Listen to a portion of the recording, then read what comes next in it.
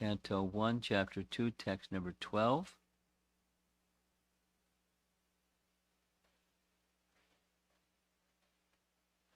Om Namo Bhagavate Vasudevaya. Om Namo Bhagavate Vasudevaya. Om Namo Bhagavate Vasudevaya. Tachadana Munayo Jnana Vairagya Yuktaya Pashyantyatmani Chatmanam Bhaktya Shuta Grihitaya Tachadana Munayo Jnana Vairagya Yuktaya Pashyantyatmani Chatmanam Bhaktya Shrutagrihitaya. Translation: the seriously inquisitive student or sage, well equipped with knowledge and detachment, realizes that absolute truth by rendering devotional service in terms of what he has heard from the Vedanta Shruti.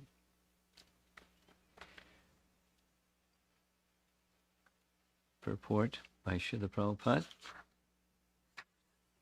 The absolute truth is realized in full by the process of devotional service to the Lord Vasudeva, or the Supreme Personality of Godhead, who is the full-fledged absolute truth.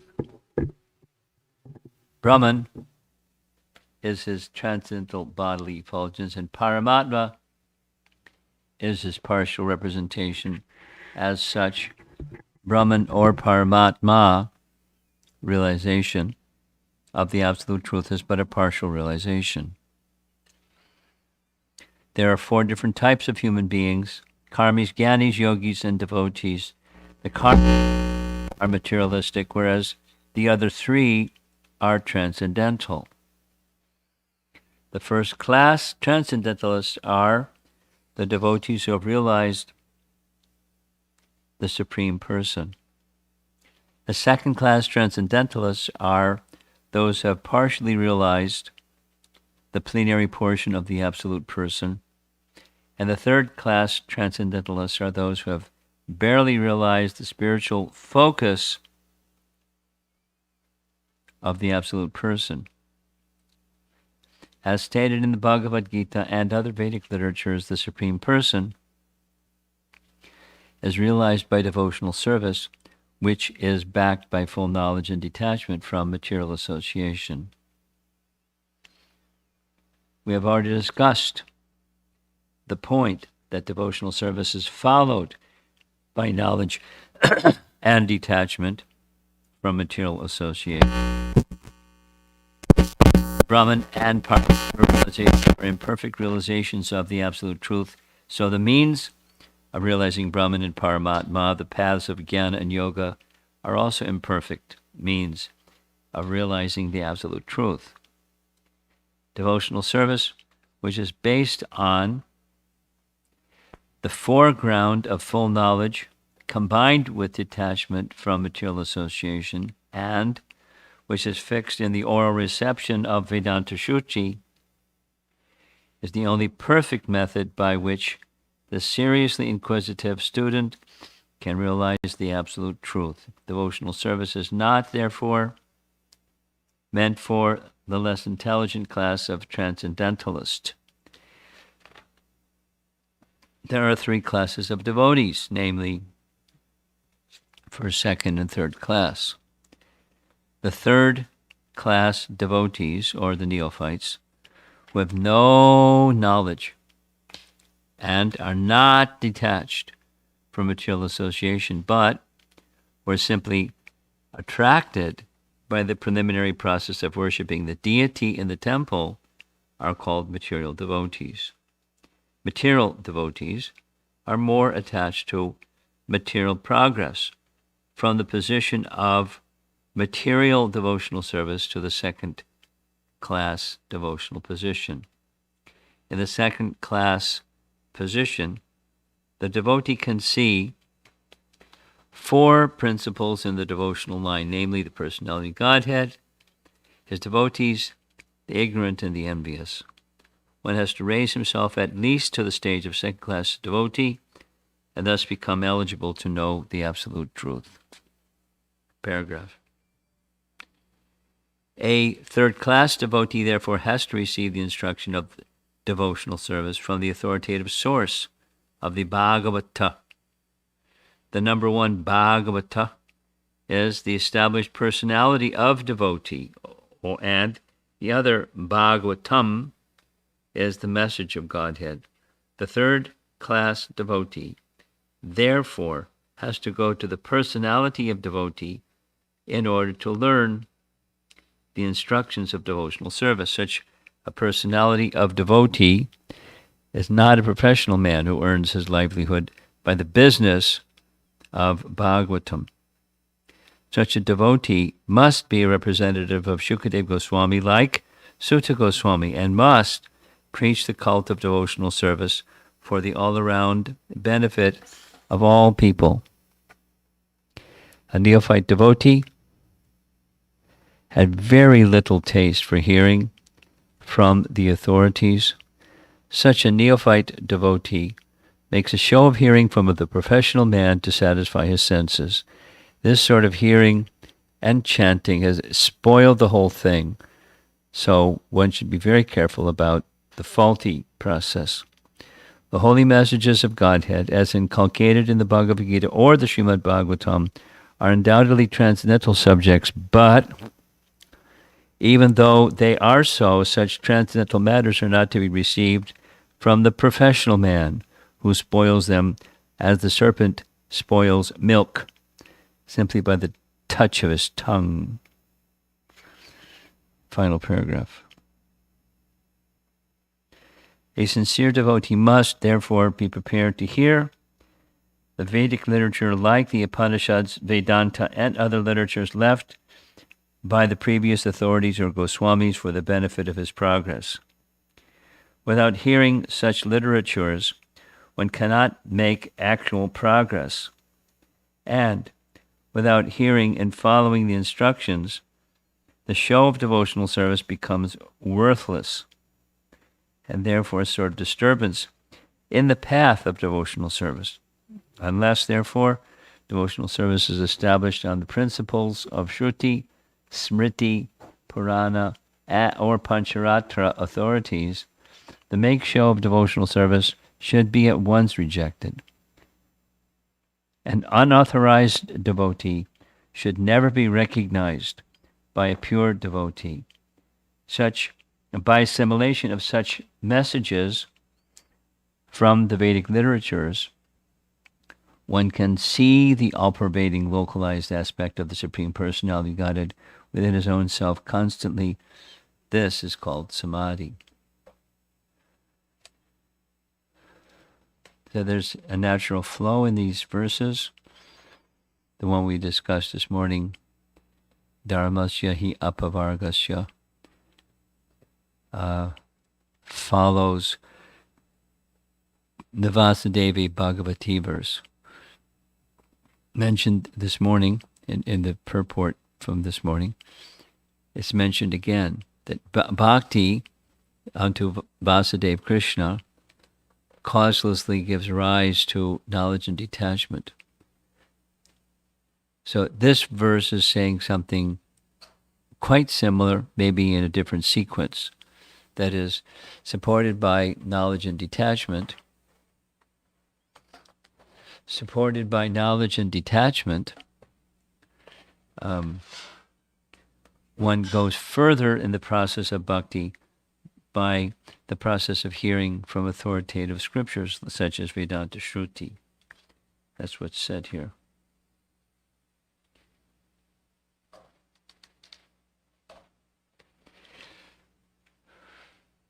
There are different stages of spiritual realization or transcendental realization. That's the verse before, the one we just chanted.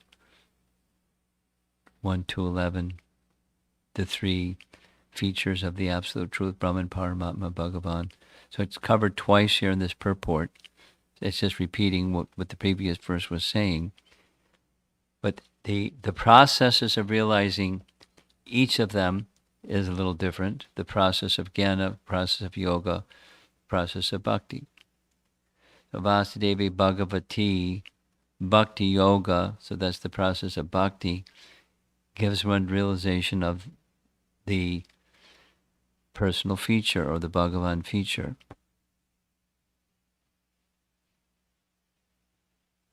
Bhakti gives rise to realization of the personal feature.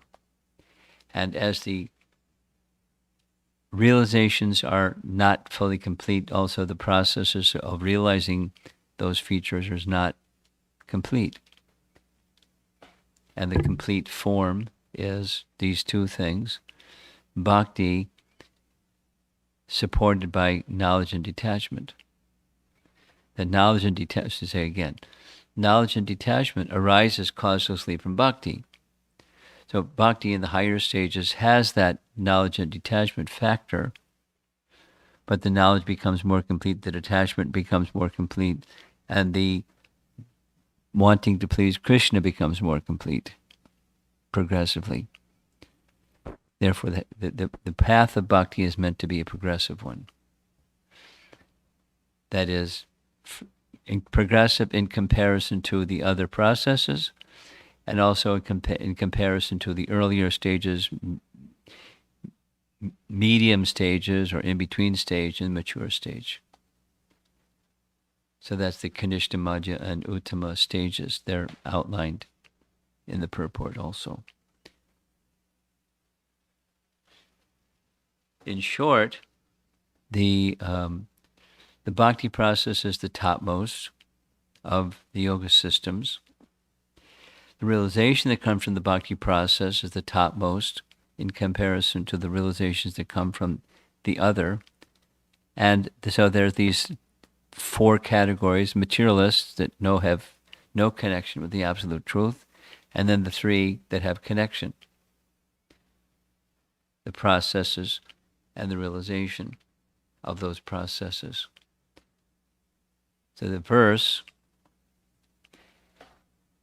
it's just giving, in one sense, it's giving it nothing but an additional dimension of the bhakti process itself. The bhakti process itself gives realization of knowledge and detachment, and then continue the stages of realization of that knowledge of the Absolute Truth, Brahman, Paramatma, Bhagavan.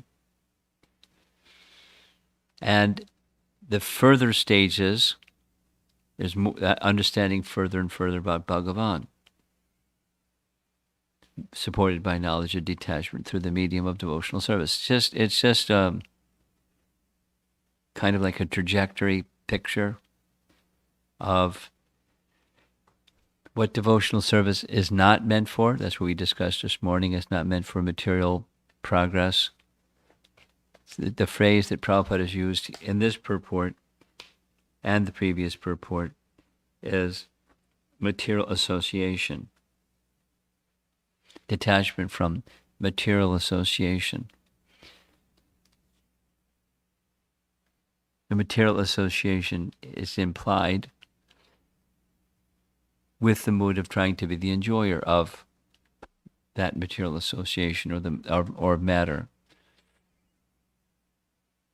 The soul has to be liberated or removed from the material influences. Material influences by detachment from material association. In other words, the soul is fully spiritual, but we lose our fully spiritual identity by so much affinity and association for matter and trying to be the enjoyer of matter that we lose our sense of who we are. We adopt the false sense of who we are, and we live our lives, lifetime after lifetime after lifetime. And so he's making this statement that devotional service is not meant for less intelligent class of people. You probably know, you probably have heard it, I have, that Gyanis look down their nose at bhaktas. They consider they're weak people. They're doing this because they're weak people, and they don't have the capacity to understand by the jnana process. It's because they don't have the knowledge for the jnana process, they do this sentimental thing. Hare Krishna. They do the sentimental thing. They do the bhakti thing. Bhakti is for the sentimentalists, those that are weak-minded. That's a view that some people have. And so Prabhupada is making the point twice that devotional service is not meant for less intelligent class of men or less intelligent class of transcendentalists. It's the topmost process, and it requires thoughtfulness to take up that process properly. Knowledge and detachment. Knowledge, these conceptual knowledge, there's categories of matter and spirit, that's Sankhya. We belong to spirit, so we don't belong to matter. And then what? So once you have some understanding of you belong to spirit, not matter, what do? What do liberated souls do? They engage in devotional service.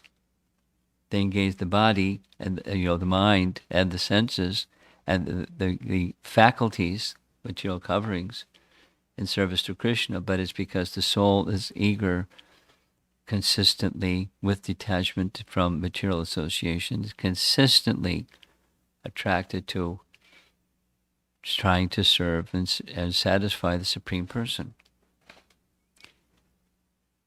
So he goes through twice, third class, second class, first class stages of devotee. Not just different processes of yoga, but stages of yoga. So let's just read it again. The third class, no knowledge, no detachment from material association. If they don't have knowledge and detachment, what do they have? They're simply attracted by the preliminary process of worshiping the deity in the temple, called prakrita bhaktas, or material devotees. And through that worship of the deity, they're requesting material improvement, material benefit. Now, there may be exceptions. There are exceptions, but that's rare. And the rule is, even devotees may be materialistic. It goes back to 3 verses previously.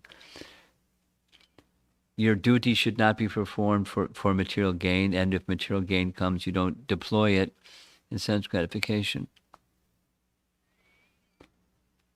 So that, it's leveraging. The purpose is not material, and enjoying the material is not what the message of the Bhagavatam is, or it's not what devotional service is. So then what do you it's the same question we discussed this morning. Then who does something without the desire to achieve something?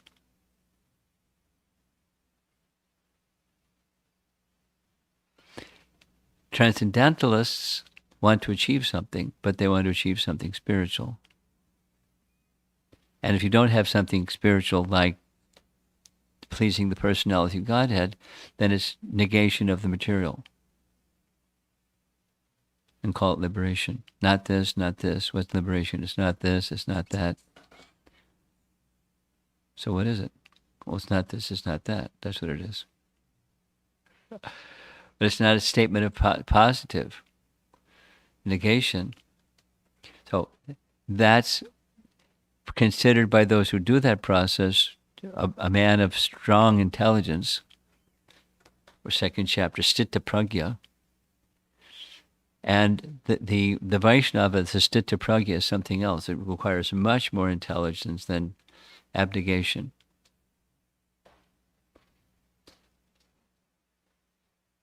understanding who we are on the spiritual plane and acting on the spiritual plane, even while moving in this world. That requires intelligence. It requires strength. A third-class devotee, therefore, has to receive the instructions of devotional service from the authoritative source. So, knowledge removes ignorance. That's the antidote. Or light is the antidote for darkness. But the devotional texts are filled with this term of avidya. In fact, specifically, they speak of the avidya covering of the soul to be beginningless, anadi, beginningless ignorance. Doesn't sound nice. Or living entities that are spiritual, but the covered state, covered by ignorance, is anadi. You can't go far back in time enough and say this is when it began. It's not within time as we know it. So it's covered by ignorance. So knowledge is the antidote for ignorance. Light is the antidote for darkness. And even more specifically, bhakti is the antidote for turning our back on Krishna. Like this young boy said this morning. It's the classic example. You look at the sun, you see the light. Turn your back to the sun, you see the shadow. Prabhupada's example. So bhakti process is meant for going beyond darkness and beyond the negation of darkness, but into transcendental understanding of the personality of Godhead. So these topics, Bhagavatam, Bhagavad Gita, are undoubtedly transcendental subjects, but even though they are so, such transcendental matters are not to be received from a professional man. The right sound from the right source required.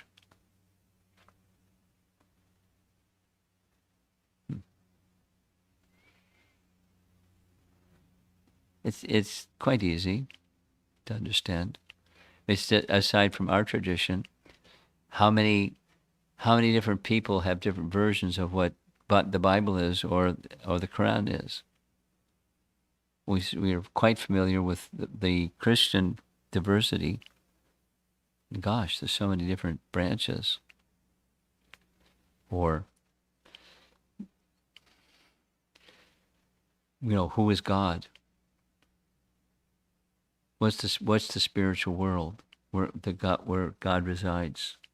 How is it different from here? It's all over the place. So the authoritative sound has to be from the authoritative source. And the authoritative source is one who heard from Krishna, or one who was heard from one who was heard from Krishna. You heard in disciplic succession.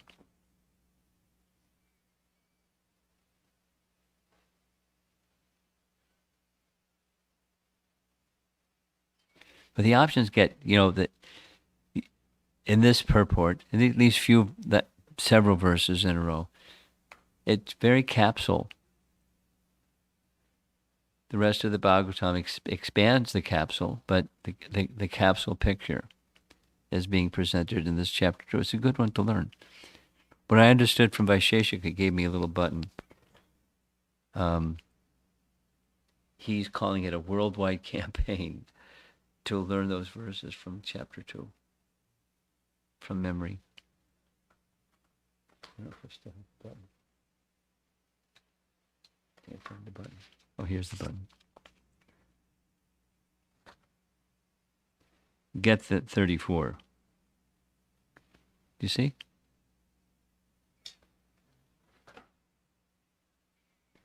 He has a whole bag full of those buttons. That's the 34 verses of chapter 2. What we did this morning. It's like, he's trying to make it a thing.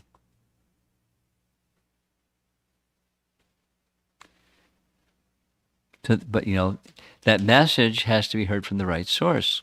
Bhagavad Gita has to be heard from the right source. The Vedas have to be heard from the right source, because there are people that aren't the right source, and they say the Bhagavad Gita means this or that or the other thing.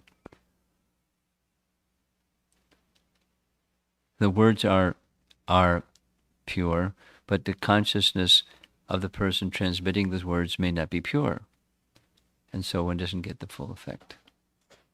One has to hear from the right source. Without hearing such literatures, one cannot make actual progress. And without hearing and following the instructions, the show of devotional service becomes worthless and therefore a sort of disturbance. It is a disturbance because it's a distortion of reality, and people take it to be reality. The people that are doing it and the people that are observing it. And it's all over the place. It's all over the place.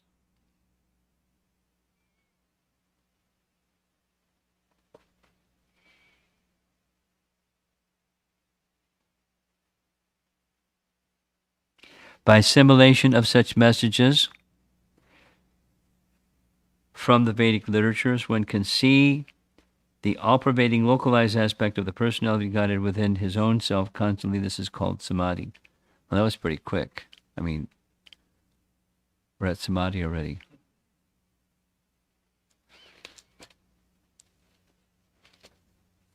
So the Bhagavatam is giving us a picture of the process and the goal of that process. And there's a lot of potency that goes along with the hearing of Bhagavatam, or the Bhagavatam itself, or Shravanam, Kirtanam, Vishnu Smaranam. There's plenty of potency.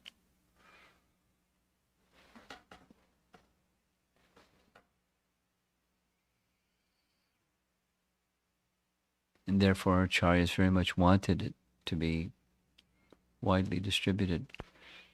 It turns out,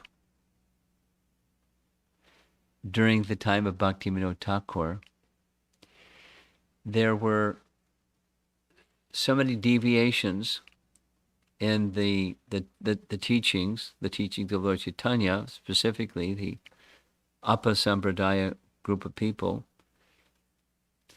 that those who were actual followers were keeping it private, or only to a small circle, because people would contaminate it. People were contaminating Lord Chaitanya's teachings very badly, and so they were containing it or trying to preserve it by keeping it in a select group of people. Bhaktivinoda Thakur encountered that and met a lot of opposition as he encountered that, and made, particularly through printed literature, made the teachings of Lord Chaitanya and the Bhagavatam, etc., as widely available as possible, and was directly opposed by this smarta group of brahmanas residing within the Vaishnava temples and communities. Very, very isolationist, very protective. I mean, they had the reason, because Kali Yuga is progressing and people distort and manipulate it beyond recognition. So we don't want that to happen. So we're going to keep it secret. Not exactly secret, but not widely distributed, which isn't Lord Chaitanya's mood. So, not so long ago, 100 years ago plus, Bhaktivinoda Thakur encountered that.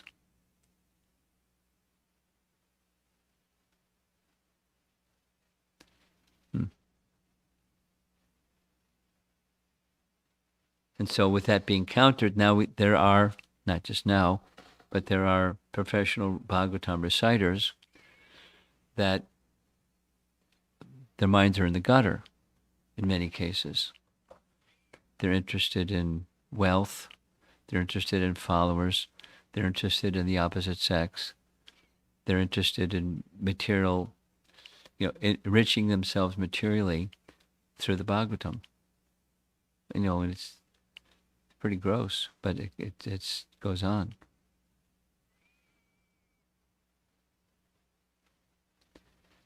So one has to be careful who one hears from. And when you hear from devotees that aren't careful about who they hear from, ask them, where'd you hear this from? What's the source? Not in a challenging spirit necessarily, but check the source.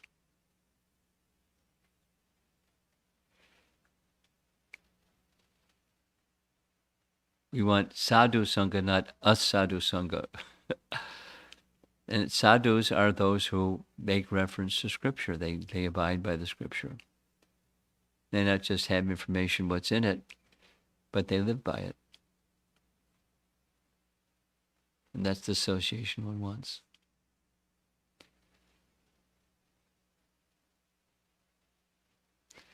Any discussion?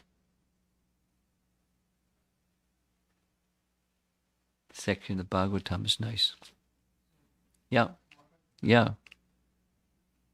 There's people remote, maybe, or at least it's being recorded. Please accept my humble obeisances, Maharaj. So, Maharaj, you mentioned about that this knowledge is not for the less intelligent. Oh, yeah, because there's a criticism. You want to know what does that mean? Yeah. There's a criticism, I explained. There's a criticism by the Gyanis who say, oh, those sentimentalists, the weak-minded fellows that don't have what it takes, they don't have the backbone to go through the process of Gyan because they're weak-minded. They're sentimentalists. So they go over to the Bhakti school and have all these far-out things that they say and do, and because they're less intelligent. The Gyanis are consider the devotees to be less intelligent. So it's not meant for a less intelligent class of men. That's what he's saying 3 times, or 2 times in this purport.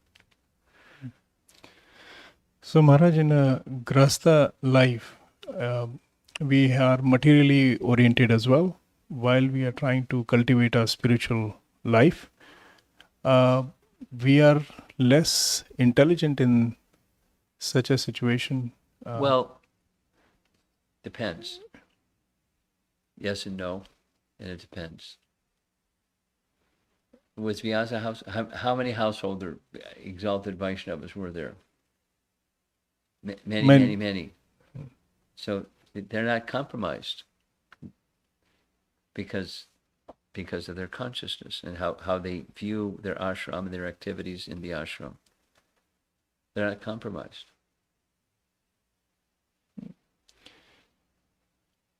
So we all similarly need not be compromised. We may be, but we need not be compromised. Mm. So you want to go on this further? Yeah, Maharaj, one last question is, so everybody is born with an inherent nature, right? And which can change, by the way. Any stage of one's life, it can be changed? Sure. It is being progressively changed as soon as we begin the bhakti process. I'll say it again because of the distraction. There's change even at the very beginning stage as soon as one begins bhakti process. So, let's say people that are not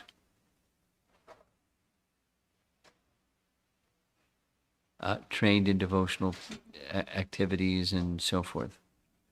So there's like, the people that Prabhupada was speaking to. Less than animals by their training and conduct. Living like animals and less than animals.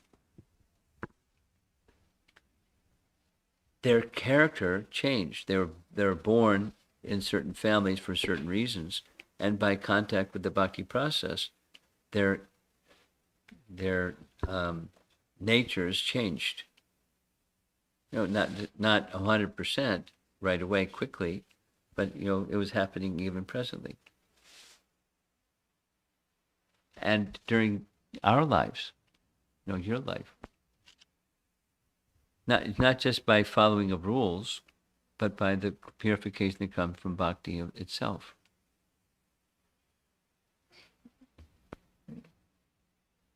No? Yeah, that's correct. But? Well, Maharaj, there are many devotees who are, like you said, in Grihastha ashram, who have done extremely well with the bhakti process, and they have set they have set an example for a lot of folks. But they are Brahmanical in nature, they have past karmas have helped. But some of us, a lot of us, are on the other side where it's a struggle for whatever various reasons. We may be not so much Brahmanical in nature. We may be, maybe. It's okay. It's okay. Right? The topic is an interesting topic. Vaishnavas are meant to become Brahmanas. Right. And on the other hand, not everybody's a Brahmana. Correct. There are Shudras. Let's take, for example, Jayananda. Yes. You know who Yes, I'm referring yes, to? yes. He was a taxi driver. Yes. And what he did for his service was build Phenomenal. Rathayatra carts and Yes. cook, and he was a very simple guy, Yeah. but a pure devotee.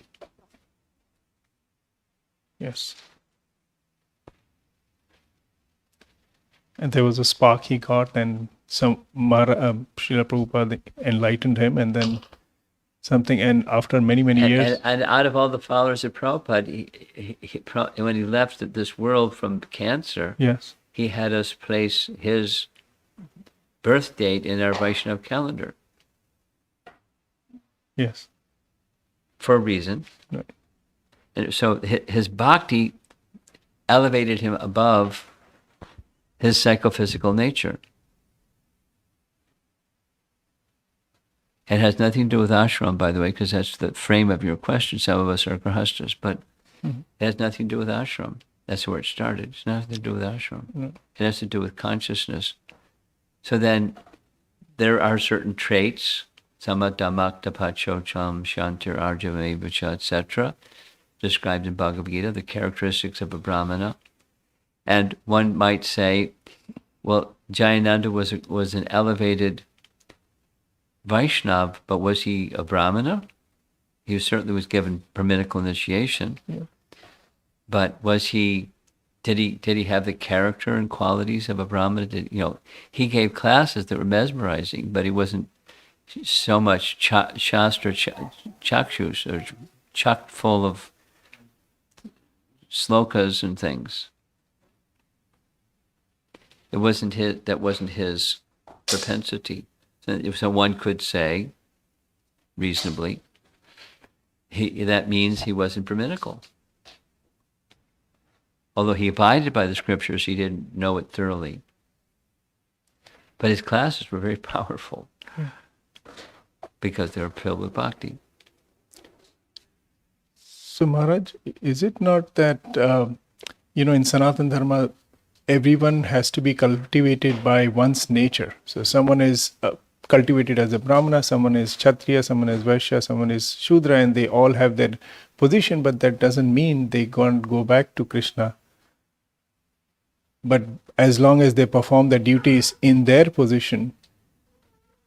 What's your question? The question is, how do we, if let's say I don't have Brahmanical qualities, or I have no, or less desire to be a Brahmana, then I may have another nature of a, lower class. How do I progress in this process? By bhakti. That's just using the Jayananda example.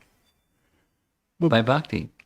bhakti is a very difficult process. In chapter 18, Lord Krishna also says Sharanagati. I mean, as long as you just, you know, A simple man or a simple lady can take shelter of Krishna.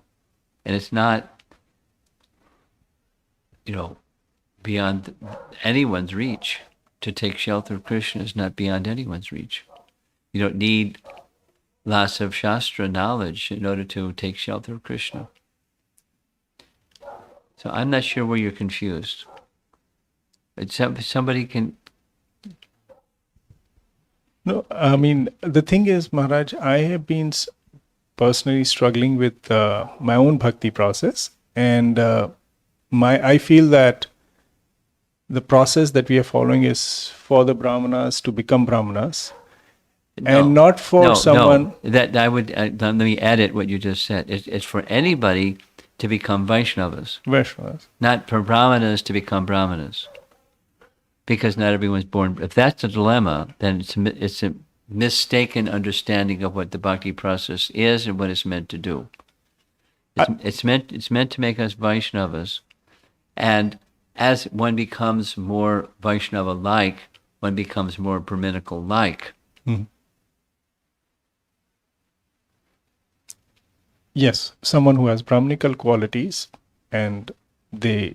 But it's not only for... Just because you said it twice now. Right. It's not for Brahmanas to become better Brahmanas. Right. And if you're not a Brahmana by psychophysical nature, right. you're not qualified to become a member of a practitioner of bhakti because you're not a Brahmana. You're from some other varna. No, what I meant was not psychophysical nature. I'm saying someone who has Brahminical qualities, whether he's born in any class, that person has more intensity or passion to become a Brahmana versus someone who is maybe born in a Brahminical family, but they by nature, they may be like Shudras, or they may be like Kshatriya who may be wanting to... This is not... What you're saying is just fine. There's no disagreement with what you're saying. The adjustment that you may need to make is, what is our objective? And the adjustment that you may need to make is, our objective is to become a servant of Krishna. A Vaishnav is a servant of Krishna. That's what we're meant to become, not to become Brahmanas. We're meant to become servants of Krishna. And can someone who is a taxi cab driver, like Jayananda, become an elevated servant of Krishna? Yes. It's not that he is a failure if he doesn't become Brahminical-like. He's a success, you're a success, because of devotion to Krishna. Whatever your psychophysical nature is, whatever your ashram is, whatever anything is. The bhakti principle trumps everything and elevates everything. Okay. So you're supposing somebody is a Vaishya. Hmm. I know some people that are Vaishyas. Hmm. And they're Vaishnavas. It's not that they're the best of the Brahmanas. Right. They're Vaishnavas who are Vaishyas by their very nature. Now, to some degree, they have developed some Brahminical qualities, like an attraction for deity worship or an attraction for something or something. It's on the Brahminical side, but they're Vaishyas, and it's just fine. The goal is not to become the Vaishya inclined person is supposed to give that up and have their nature change to become, sloka kings. Right. They may or may not become attracted to slokas and the meanings and reciting them and the purification that comes from all of that. Yeah. So let's say it again. The goal is not to become Brahminical-like. The goal is to become devoted to the principle of serving Krishna. the degree to which one can do that, to some degree, Brahminical qualities become manifest in that person, even if they're Vaishya inclined or Kshatriya inclined or Shudra inclined.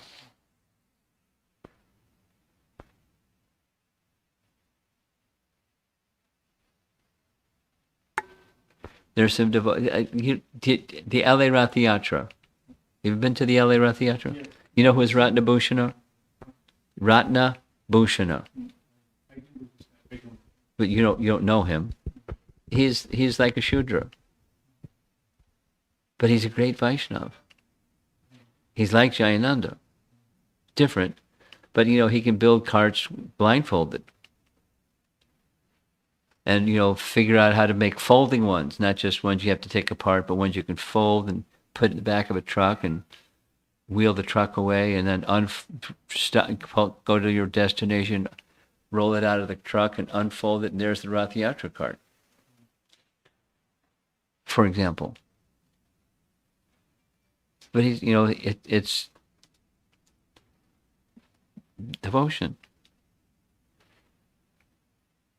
The goal is that Ratna Bhushana should become a pujari, or the person who gives these astounding Bhagavatam classes, or recites many, many, many slokas. That's not the goal. It's not the perfection of Ratna Bhushana. It's not that he's a failure unless those things start to happen. He's taking up the bhakti process so well. And he's loved by everybody, and he serves everybody, and he does Vaishnava things. He does this for Jagannath. He serves the Vaishnavas. He takes only prasadam. In Vaishnava. So I'm just giving different examples in the same point, which is, I think, that the adjustment that you need.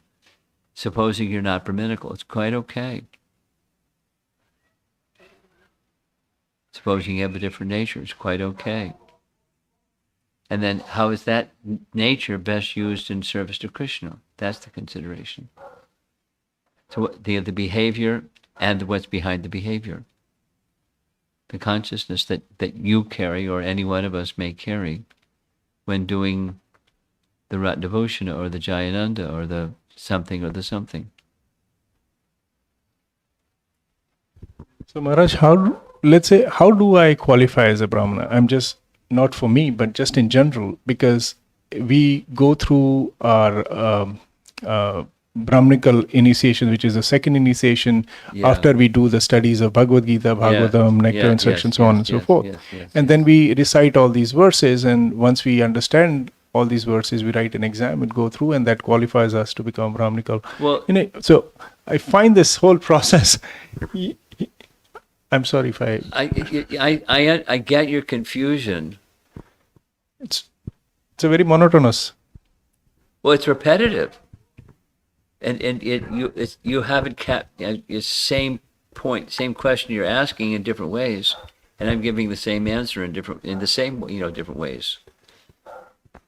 So, what does Brahminical initiation mean for you, or for someone that's not Brahminically inclined? What does Brahminical initiation mean? What's the meaning of it? It's not that there are certainly persons who have received Brahminical initiation that have far greater grasp of the philosophy and are far more manifesting the qualities of a Brahmana than you or another, somebody else. Not just you. So what's the meaning? That having completed the essential Bhakti Shastri study, this is me, it's not ISKCON, but my perspective is that a Brahmana should know the scripture. They're meant to be a person who speaks the scripture, and if asked questions, they can answer from the scripture. So there has to be some basic grasp of our devotional texts. Note, all these texts are devotional. It's Bhakti Shastri. So a grasp of the texts that describe the bhakti process in different ways. Those 4 books. In order to be a qualified Vaishnava Brahmana, does it mean, because it's your question, does it mean that you have to have all these qualities before you get Brahminical initiation? If I get Brahminical initiation and I don't have these qualities, what's the meaning of the initiation?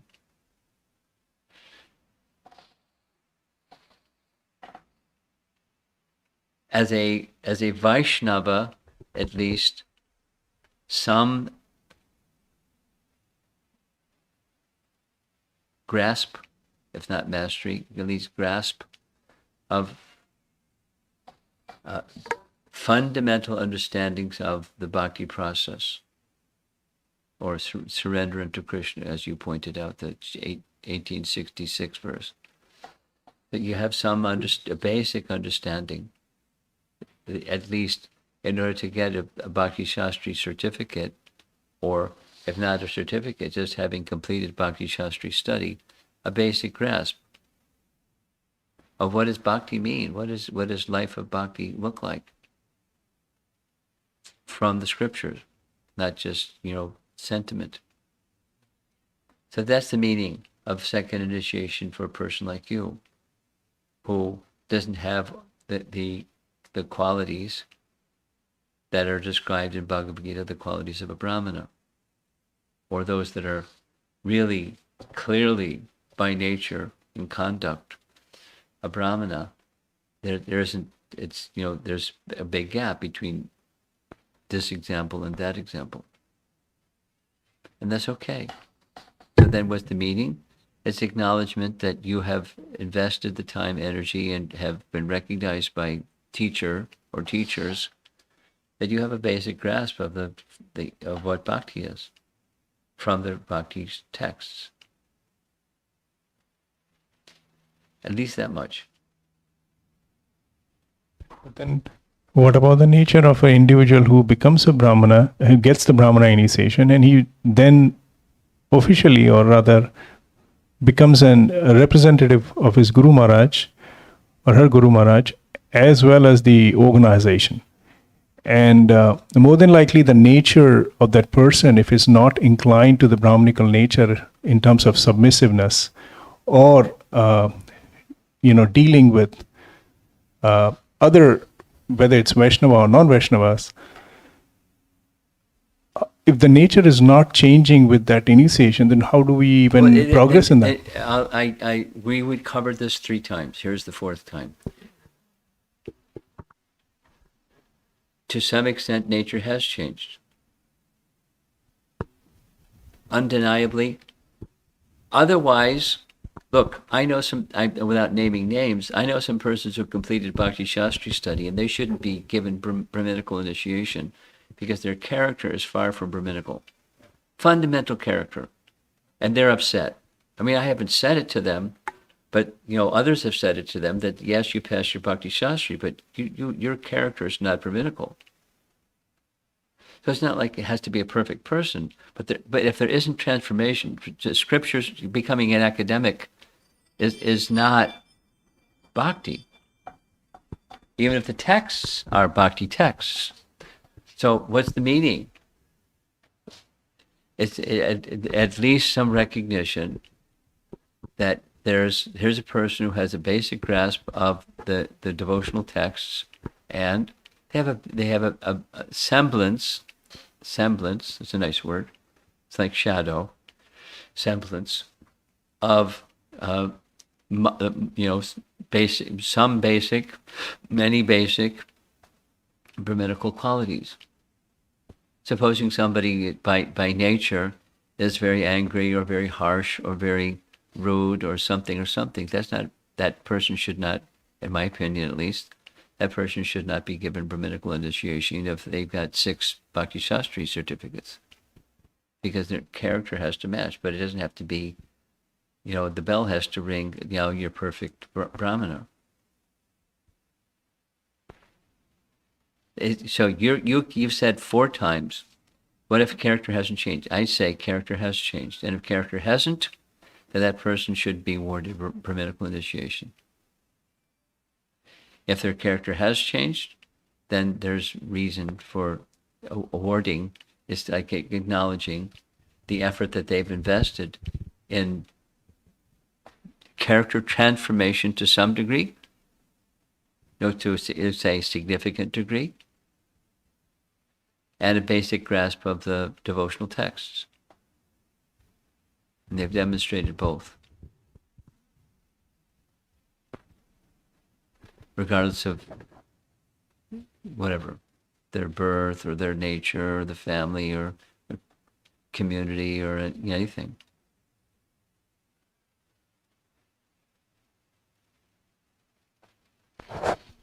Thank you, Maharaj.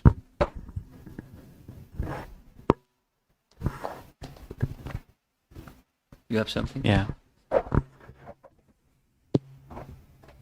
I just want to thank you so much for this clarification. Which one? Because in Bhagavad Gita, I was reading the modes of nature, like qualities of the Brahmanas and Vaishyas and Kshatriyas. I was having the same question. So is it that person has to come to the Brahminical, then only he will transcend to the Bhakti like that? But the elaboration. We covered it.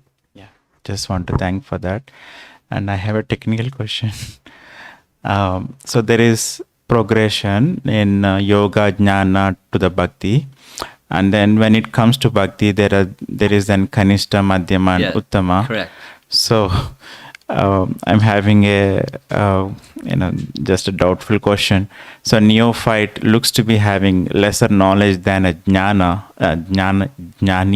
That's what my thought is going to. Like neophyte bhakta. I heard what you said. So what? So what? So the question is like it doesn't look like it has the distinction of I think I get what your question is. The distinction is the Kanishta Bhakta has some basic faith in Adar Shraddha. That's their qualification to even to begin bhakti. So it has some basic faith in what?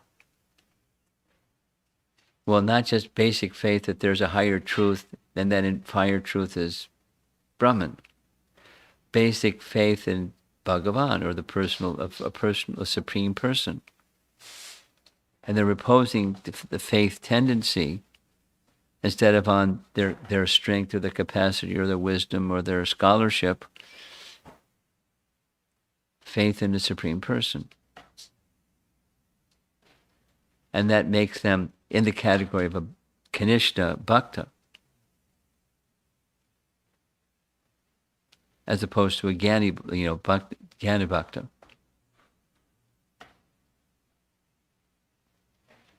Yeah, clear? Because you did the outline very nicely. Stages of yoga, this, and this, and then it comes to bhakti. And then there's the early stage of bhakti.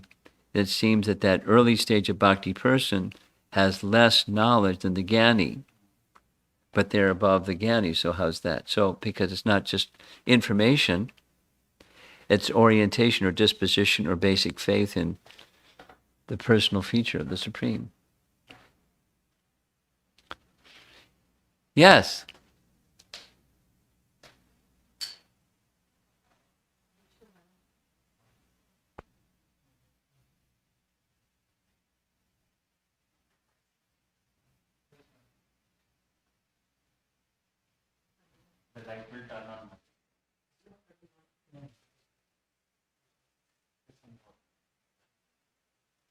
Hare Krishna Maharaj. You're So on. Maharaj, I have one question that bhakti is higher than jnani. And Bhakti what? is higher than jnani. Bhaktas are higher than jnani, right? Jnana. Yeah. So is it possible? I mean, we don't need jnana to go back to Godhead. That's Bhakti correct. itself can take us, right? But I'm very greedy to read books and scriptures and all kind of stuff. But I was thinking that bhakti itself can give jnana without reading scriptures? Just- Exactly. That's the verse that we read this morning. But I personally feel, I mean, in my experience, bhakti motivates us to read Shastra. Yeah. But I was thinking, what about if I don't read Shastra, just take the name of Hari and Lord, which I like to take and do extra chanting, and that itself can give me gyan as well, without reading Shastra.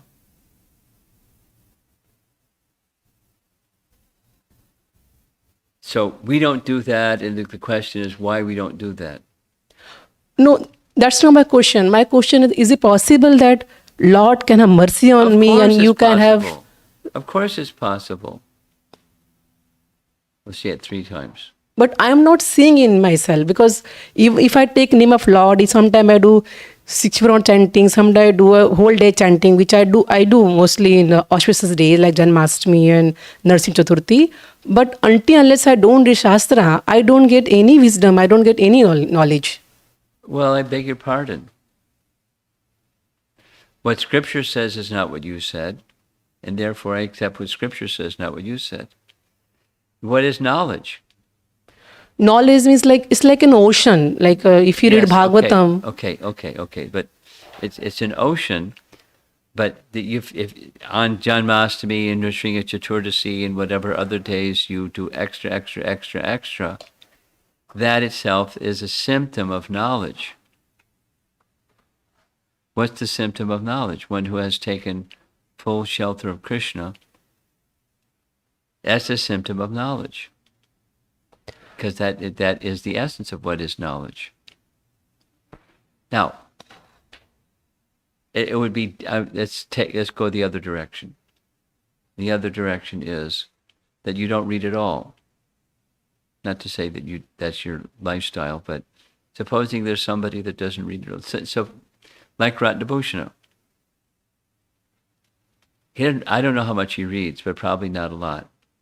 not nowadays. I'm just trying to experiment that how can I get knowledge without reading Shastra. But you don't want. It's not what you want, because otherwise you read your books. I can see. Yeah, but I'm not reading past 15 days. Huh? Past 15 days, I have not been reading. Okay. And scold yourself, because that's not what the instruction of Shastra, Guru, and Sadhu says.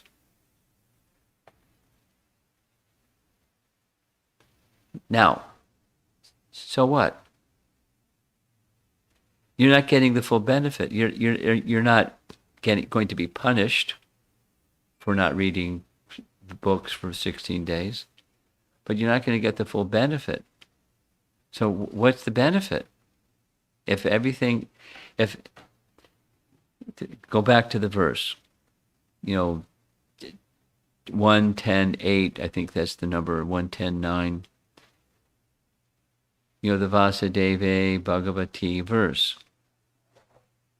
By devotional service, knowledge and detachment causelessly arise. Okay, let me just do devotional service and outside chanting, because that's a nice devotional service. But I'm not going to read, because I just want to do a road test and see if I don't read, am I going to get knowledge? But that's not what is recommended by Guru and Sadhu, and therefore Shastra doesn't say it either, or Shastra doesn't say it either. So what we do, what Shastra says, that is, this hearing of Harikatha goes side by side with chanting Krishna Nam. So you won't get punished or something for not reading, but you won't get the full benefit, because they meant to go together. Otherwise, why did our acharyas, or just take Prabhupada, why did he spend so much of his energy at the concluding stages of his life, spend so much time and energy making translations of literatures, if it's not so important? So it is important. Otherwise, he wouldn't have done it. So what's the importance? That's the right question. Not, will I get knowledge if I don't read? The right question is, what's the function of these nice books that are sitting there on the shelf, and more often you're reading than not. My guess, just from just looking at the book covers, you read. Anyway, because they go side by side. Here's Bhakti Siddhanta. We don't worship Krishna alone, we worship Krishna with Radha. Similarly, we don't chant the holy name alone, we chant along with Harikatha. But that Harikatha, that's the spiritual potency that is side by side with the potent. The two go together. Yes, Maharaj. So we do them together because they go together. We worship Radha Krishna, not just Krishna. We don't just chant the holy name, although the earlier verse, devotional service gives rise to knowledge and detachment. That's part of devotional service, is hearing Bhagavad Gita and the scriptural texts that are from Krishna or about Krishna.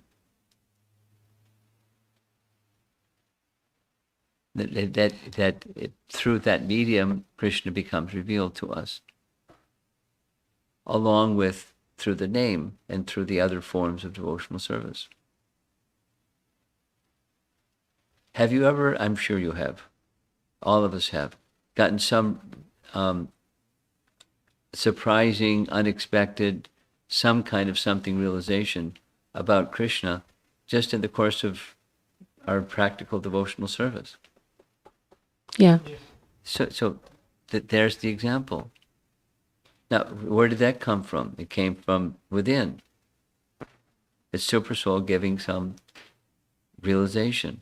15:15 Bhagavad Gita. But who does Krishna give that to? Krishna gives that to his devotee. Krishna discloses himself to his devotee. So it's the devotion that's important, and that which gives rise to devotion is part of devotion. Chanting and reading are part of devotion, part of that which gives rise to further devotion. So don't split hairs. It's a waste of time. Thank you, Maharaj.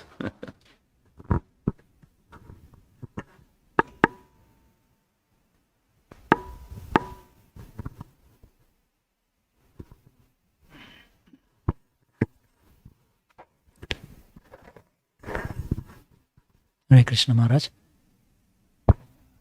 So you said that Krishna gives realization from within. So how do I know if it is my mental concoction or Scripture. scripture? Or we can check that also with Guru. You and hold it Sadhu. up against Scripture. Does it match what Scripture says, or is it mental concoction?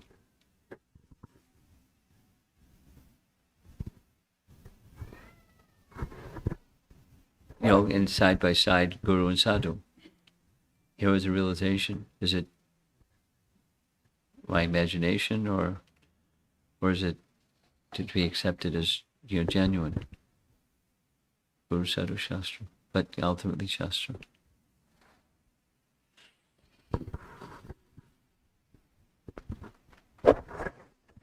Hare Krishna Maharaj.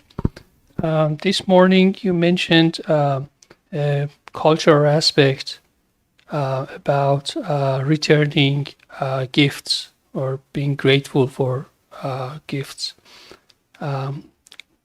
So my question is, like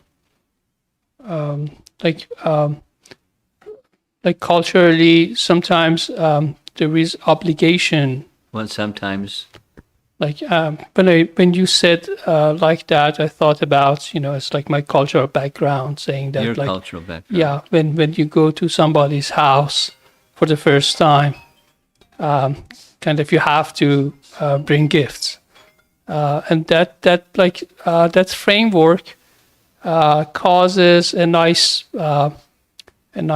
interaction. Even though there is a cultural force behind it, but the end result of it is closer relationships. So is there similar setting in Vedic culture that, it's like the culture kind of pushes you towards these exchanges? Yes. However, in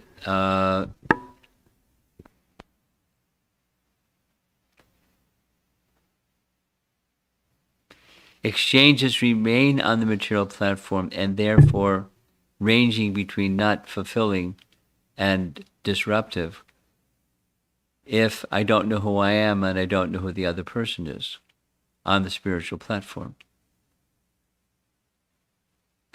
So say it the other way. If my sense is I am this material covering and the other person is their material covering, and I try to have a meaningful relationship between myself and the other person, I don't know who I am, I don't know who they are, really, and we try to have a meaningful relationship, it's going to end up in frustration. Although cultured people may do that without knowing who they really are, without actual self-realization or knowing their spiritual, knowing at least fundamentally, in principle, I am a spirit soul, part of Krishna, meant for his service. At least conceptually. Let's say it again. I gave a 2-day seminar on this topic in China. It's like fresh. If we don't know who we are, we don't know who the other person is, how can we have a meaningful, how do you understand who you are and who the other person is? By spiritual realization. So at least there must be some modest degree. So in cultures of the world, China being one of them, where you came from is another one, some parts of the world there is culture, ancient traditional culture. And there are vestiges of that in that culture, vestiges of meaningful, enduring, and endearing relationships. My caveat or punchline is, without a spiritual conception of myself and the other person, it's not going to endure.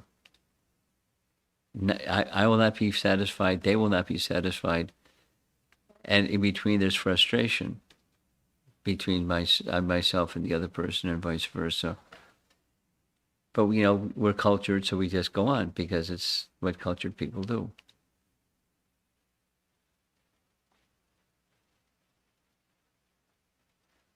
We don't make too much of it because we're cultured people. More in the mode of goodness, less in the reactive and disturbed state, and more in the peaceful state. But it remains incomplete without spiritual realization. And spiritual realization to be complete, back to your example, it has to have the bhakti element. And then there's stages of bhakti.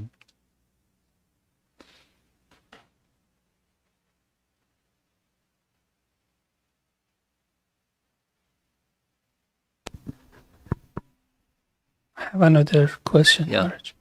So, again, going back to the cultural aspect, there is this in Christianity also, there is a force of guilt that forces you towards sadhana. You've got to do it, otherwise what? That's one end of the spectrum. The other end is pure devotional service out of love. And then You're making a contrast between duty and love right now? Yeah. Okay. So what would be the question would be, what are the intermediate steps to connect the two? Okay. How does one move from duty to love? Nice question. From regulative or culture-like religious life to transcendental life that's spontaneous. Yes? So, a verse that I like, the concept is held in the whole explanation of Raga Bhakti. So there's a pretty substantial section in Nectar Devotion, which is drawn from Bhakti Rasamrita Sindhu on that topic.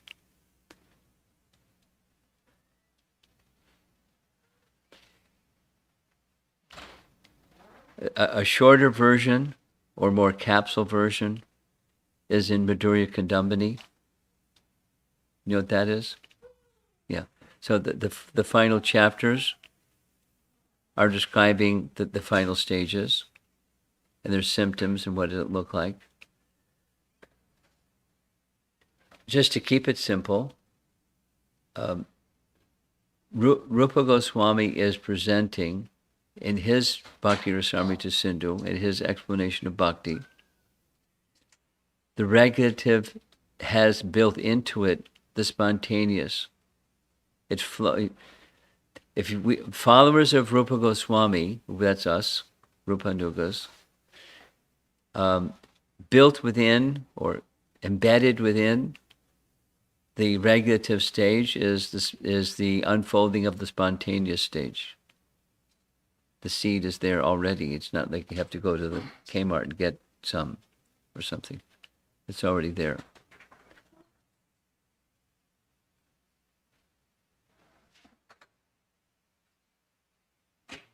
So it's follow the sadhana process nicely, and it will come nicely. Not automatically, not like a vending machine, but it will come naturally and nicely.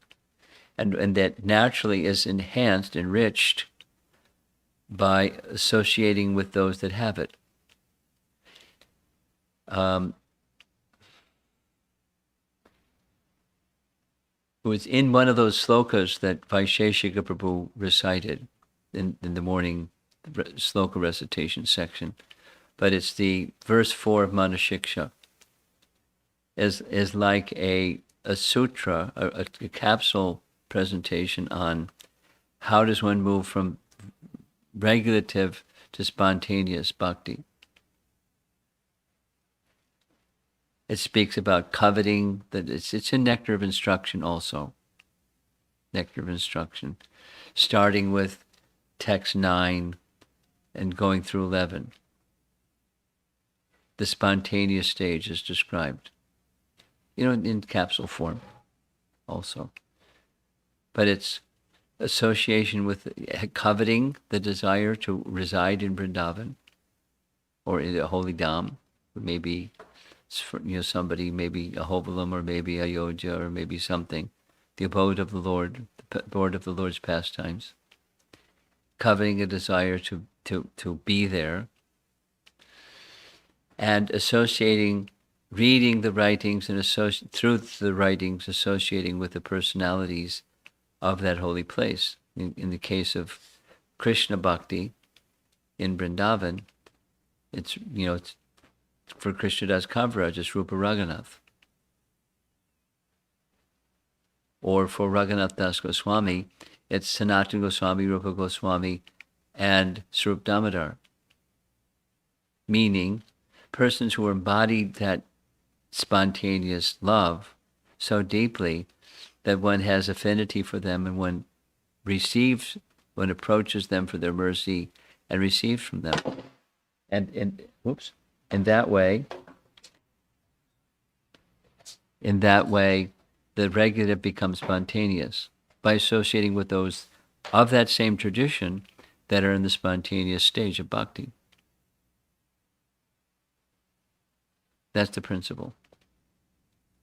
So the place of residence, that's where your heart is. Home is where the heart is. So you may reside in wherever you may reside, but the home is where the heart is. I don't really belong here. I belong where my heart is. And the persons who have their fixed residence in those places. And the teachings about the spontaneous devotion. Those persons, writings of those persons, and it awakens spontaneous devotion from the regulative stage. And what those steps are, as they unfold, Madhurya Kandambini is very specific about it. It's reasonably specific in Nectar of Instruction, 9 through 12, 9 through 11 or 12, till the end.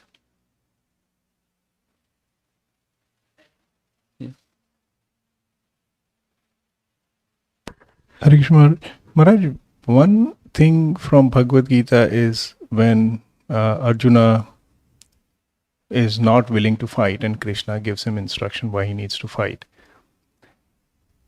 Now the realization that comes in is that in life we are always fighting against odds. We are trying to make things better, whether it's our bhakti process or at work or with children or anything else. So is this realization compared to the what Lord Krishna is instructing Arjuna that, hey, pick up your Gandiva and fight against all these to maintain dharma? Be careful. Okay. This means that you have to be careful with that kind of business.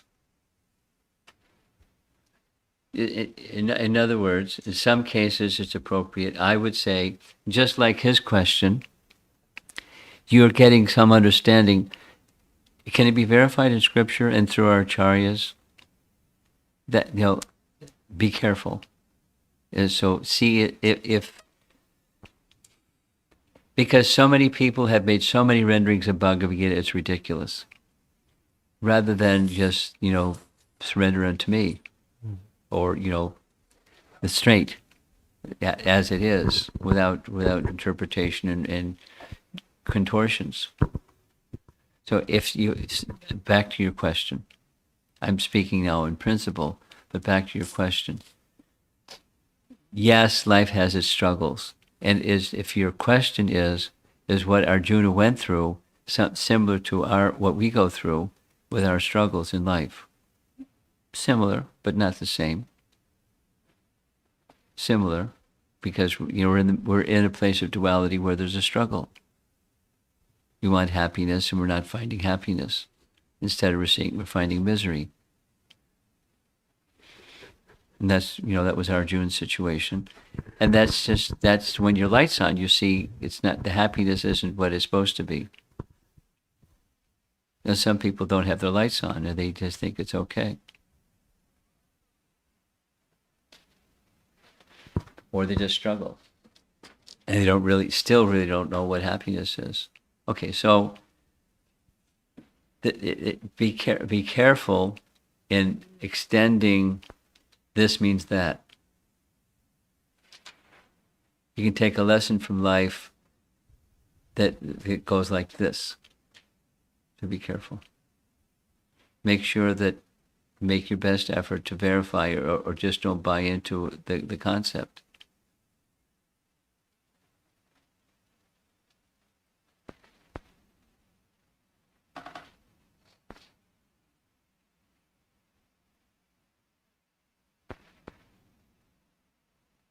Okay, is it clear what I'm saying?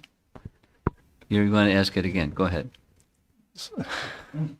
Sorry, Maharaj, I'm just thirsty, so I'm asking all these questions. But there's a lot of things that are going on in my mind for the last year and a half or so after I met you last year, and then my up and down with the bhakti process and my own associations here. What I have, like when you read Bhagavad Gita or Bhagavatam, or it's Lord Krishna has his approach to establishing dharma has been there, and the whole Bhagavad Gita is all tactical in terms of how he's punishing everyone. Now that was obviously a different yuga.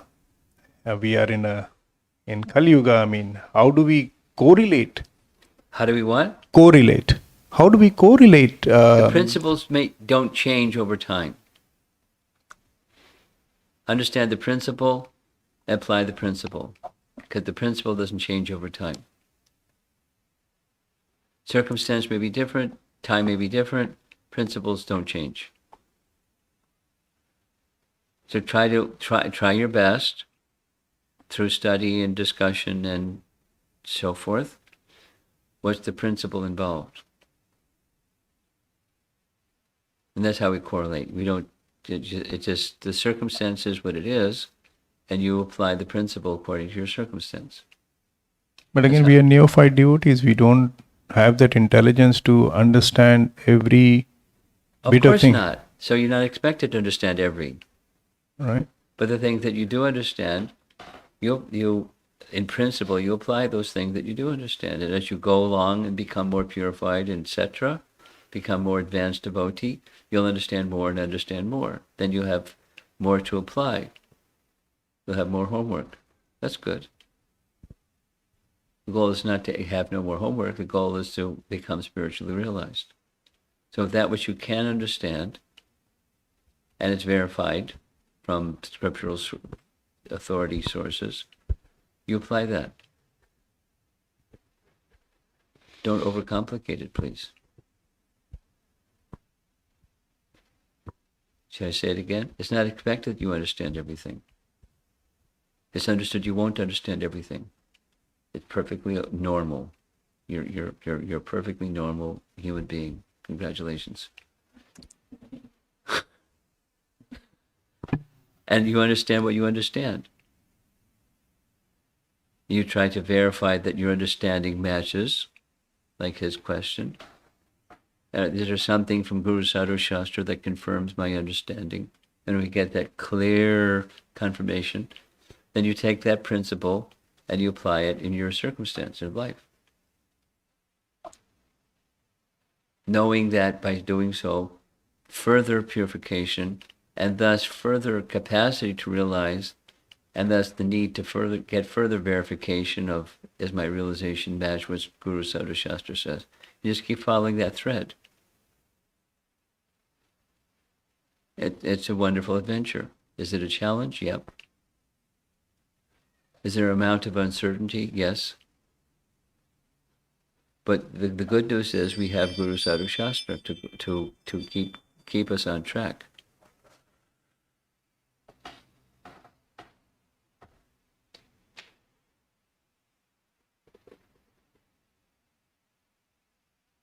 Yeah, many times we don't even know if we have committed a mistake. Well, welcome to the club. You think you're a card-carrying member, the only one? So we're all in the same. We're all in the same condition. Now, what happens when you make a mistake? You're held responsible for your mistakes. That's okay. But some mistakes. So mistakes that are deliberate are different than mistakes that are unintentional. There's a course correction in your GPS. If you miss the turn, it'll tell you how to get back on track.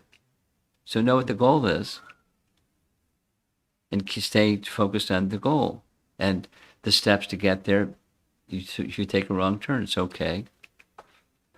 Or the GPS doesn't know the bridge is out. When you get there, the bridge is out. Now you got to do something else. Okay. So it's okay. It's okay. Don't beat yourself up. Just, make mistakes. You're human. And understand principles. Make your best effort to understand principles and continue to apply the principles with some enthusiasm, please. Because that Rupa Goswami teaches us that's essential. He doesn't say you can't make a mistake. You maintain enthusiasm with determination and patience.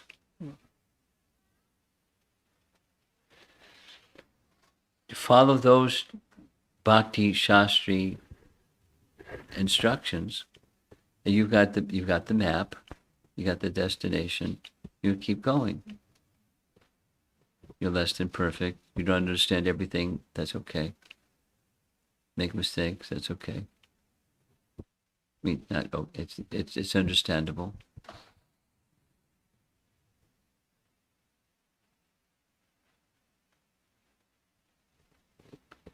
Keep it simple.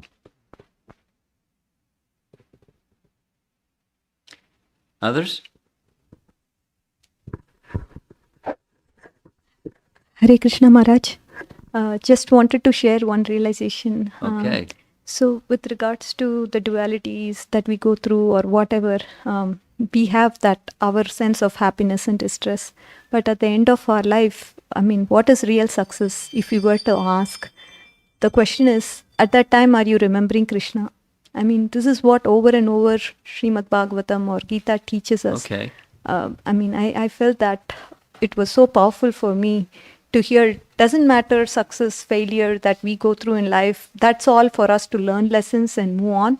But at the end of the day, just surrender to Krishna. Are you remembering Krishna during that time of distress? Yeah. Or be it happiness? I mean, that's what matters. Remembering Krishna always and never So, forgetting okay. him. Yes, all of what you said. And to always remember, never forget, how's that possible? And the answer is through bhakti. That is a personal attachment to the person. You, personal attachment to the Supreme Person. And then you won't forget. Yeah. You always remember.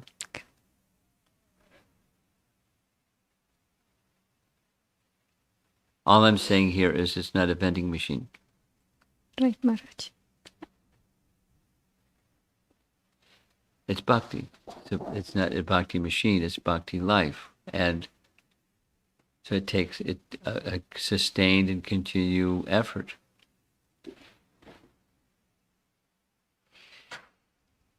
It's a relationship with Krishna. And where there's attachment to that relationship with Krishna, then you won't forget. Even you're doing stuff, you won't forget because of that attachment.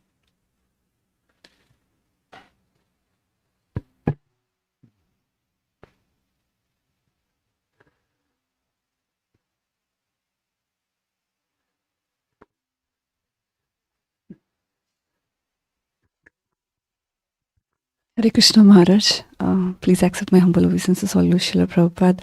I just wanted to express my sincere gratitude to Krishna that way back in 2003, I met you in the small town State College, Pennsylvania.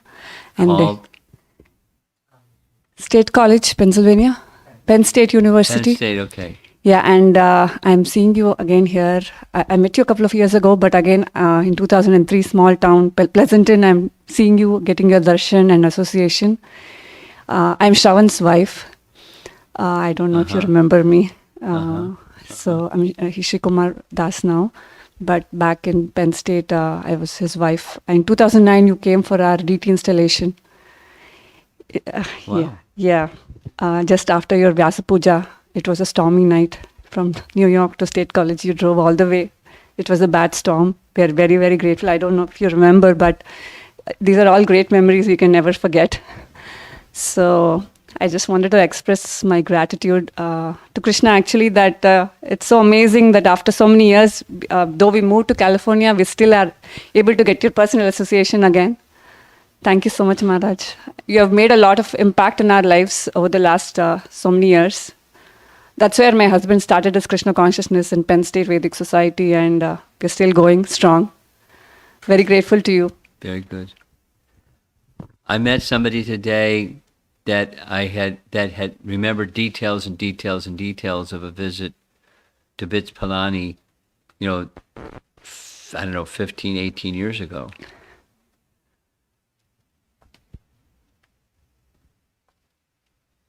It's nice to be an instrument, like that young man's, teenager's explanation of being an instrument. Just an instrument. My memory is very, very poor when it comes to these details. You remember details and details and details and details, and I didn't remember. I remember him, but I didn't remember all the details. So. Thank you, Maharaj. Okay.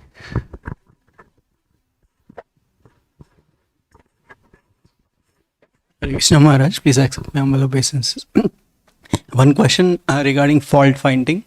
I think I heard your Zoom session yesterday. I think you gave try 5 days or 7 days, without finding fault.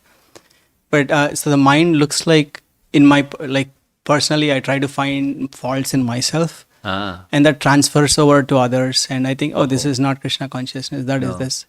So it's very like with others devotees, like how to decrease fault finding, like how to switch that off, like critical thought process. you're asking more than one question, aren't you? You're asking how do you switch it off, but you want to know how do you detect it. You're asking Yes. that question also? How to detect it? Yeah, I think so. Yeah, like I guess that is also a question. Yeah. Well, let me take a shot at what I think your question is, because I'm not really sure. But what we're not to do is fault finding. So sadhu ninda or Vaishnav ninda, speaking ill of someone or thinking ill towards someone. So it's a Vaishnav. So it does not mean that, let's say, pandita samadarshana. You're supposed to, a pandit, it sees all living entities equally. To see all living entities equally doesn't mean you don't make distinctions. You don't shut your discriminating faculty into the off position. Intelligence is to discern one thing from another thing. Like, for example, Prabhupada's example. You don't go and embrace a tiger. You make a distinction. This is a fierce animal and I have to keep a safe distance. So we make this discernments or distinctions.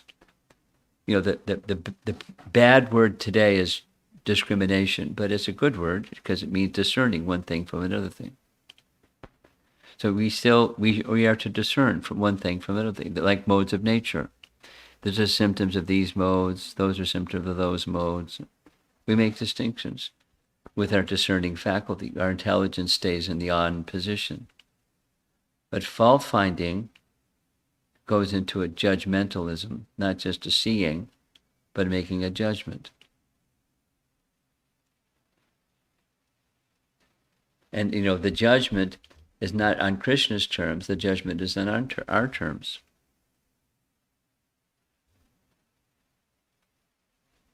For example,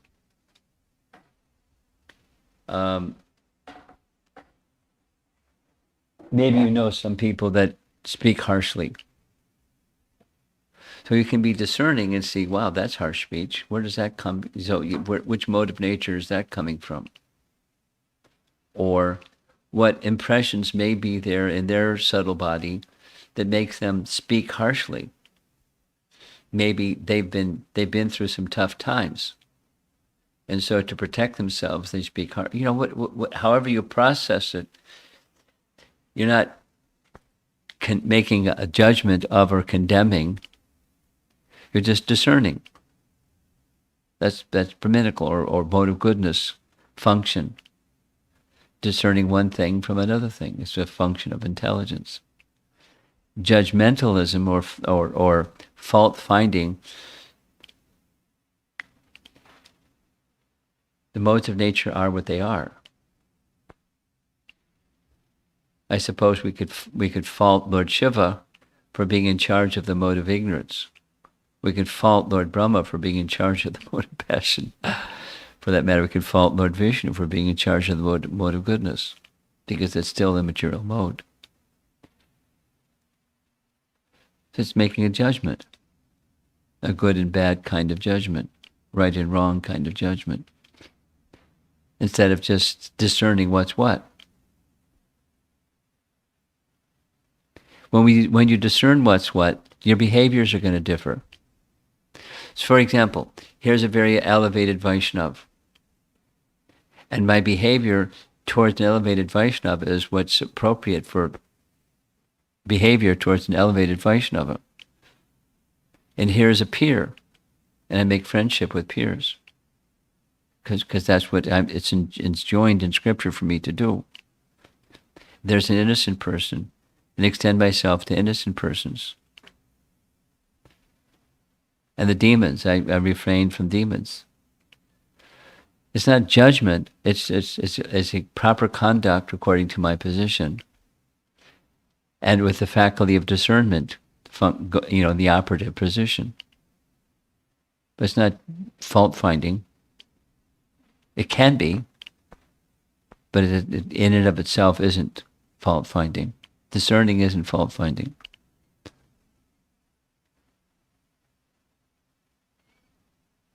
Fault finding is, painting it a certain color, like black, bad. Judging.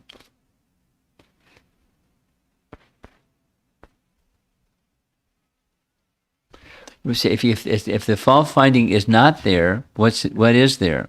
Or what's the devotional mood instead of fault finding? It's the mood of service. That's the antidote for fault finding. So my discerning is going on. How can I be of service to something in this, a person, or behavior, or a speech, or a dynamic, or something that's going on that I'm discerning? How can I be of service? There's protection from fault finding in the mood of service.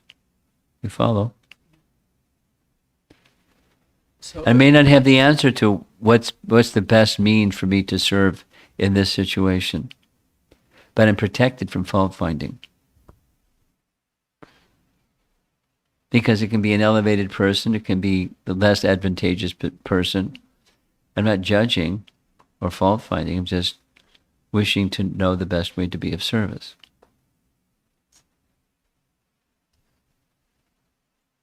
thank you, Maharaj. Something further? Yeah, just a clarification. So is it like with peers and maybe like, younger people or maybe less advantageous, as you said. So is that the default mode is just to see how I can serve them? Yeah. Or you could say that's the healthy mode. And the disease mode is the other one, the unhealthy mode. It's one-upmanship. I'm better. One may be better or may not be better, but the disposition of heart is I'm better, and they're lesser, so I'm finding fault. Or supposing someone is fault-finding a senior devotee. There's texts. Nectar of Instruction, text number 7, says one should not see foam or bubbles or mud in the Ganges and consider the Ganges as contaminated. Because the Ganges is not contaminated. Because it's the Ganges. Although there may be foam, bubbles, or mud. Fault finding is, the Ganges. Poo-poo on the Ganges. Look at all that mud and foam and bubbles. Or even some. That's fault finding. And so that's to be avoided. So how do you avoid it? Service. When it comes to others, service. And besides the fact that because my perceptions are likely, almost for certain, to be less than perfect, my perception may not match what's really going on in that which I'm fault-finding or discerning. There may be many things I just don't see or don't understand, and therefore I need to be very cautious and in the mode of service. And then I'll be protected from fault-finding.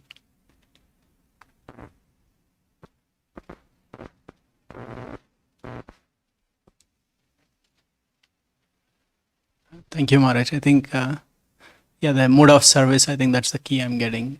Okay, that's the theme for sure. That's as souls, that's what we do. We serve. So ultimately it's service to Krishna, and the ultimate service to Krishna can be service unto others as representatives of Krishna. This soul, something, something. I'm serving Krishna. I'm Krishna's servant. So I can serve Krishna through the medium of another. Now, depending upon what I see out there, the discernment that's going on, I may decide it's best for me to keep a safe distance. Because I don't have the capacity, or that other person is so deeply embedded in darkness, it's not realistic for me to even attempt. And therefore, keep it to safe distance. It depends. But the mode of service will protect you. Bhakti.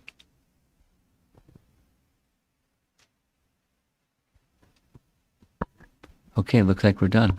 Srila Prabhupada ki Jai.